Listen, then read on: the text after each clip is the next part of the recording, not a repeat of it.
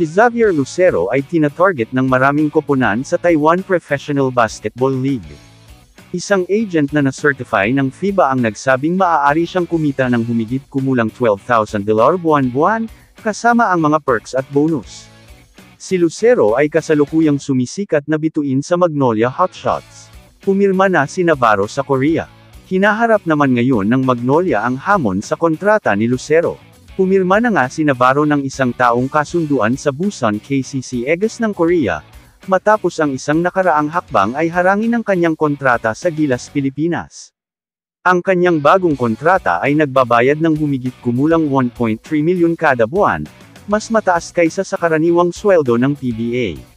Samantala, ang nangungunang manlalaro ng Magnolia na si Xavier Lucero, ay nakikipagnegosasyon sa isang pag-renew ng kontrata na may mga alok, na iniulat na nasa pagitan ng $20,000 sa isang buwan, ngunit mabagal ang pag-uusap.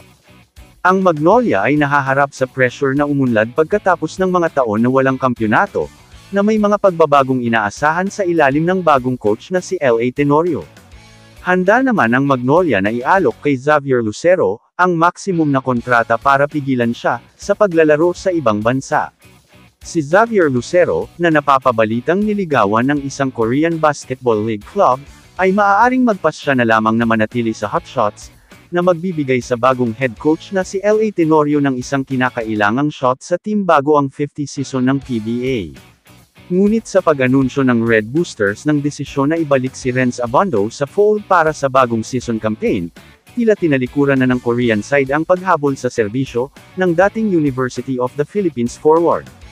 Welcome sign ito para sa Magnolia lalo na kung paano gumanap si Lucero, ang 5th pick ng PBA Season 48 Rookie Draft, nitong nakaraang Philippine Cup na may average na 18 points, 7 rebounds, at 2 assists para maging isa sa mga top contenders, para sa Best Player of the Conference. Siyempre, ang kampo ni Lucero ay maaaring nag-e-explore pa rin ng kanilang mga opsyon, para gawin ang kanyang aksyon sa ibang bansa kung isa sa alang-alang ang kayamanan ng exposure, na maaaring makuha ng 6'7" winger. Gayunpaman, walang tanong, na mayroong maraming kasabikan na nagmumula sa panig ng Hotshots, lalo na habang ang pagkuha kay Tenorio ay nagpapahiwatig ng malaking pivot, para sa prangkisa na huling nanalo ng kampyonato, noong 2018 Governors Cup. Ngayon, ang focus ay kung sasamantalahin ng Magnolia ang pagkakataon, na sa wakas ay gumawa ng isang deal na hindi maaaring tanggihan ni Lucero. Kamusta mga idol? Sports Zone PH para sa sports news and update. Kung bago ka pa lamang dito sa channel ko, pindutin mo na ang subscribe button at notification bell para lagi kang update sa mga sports news.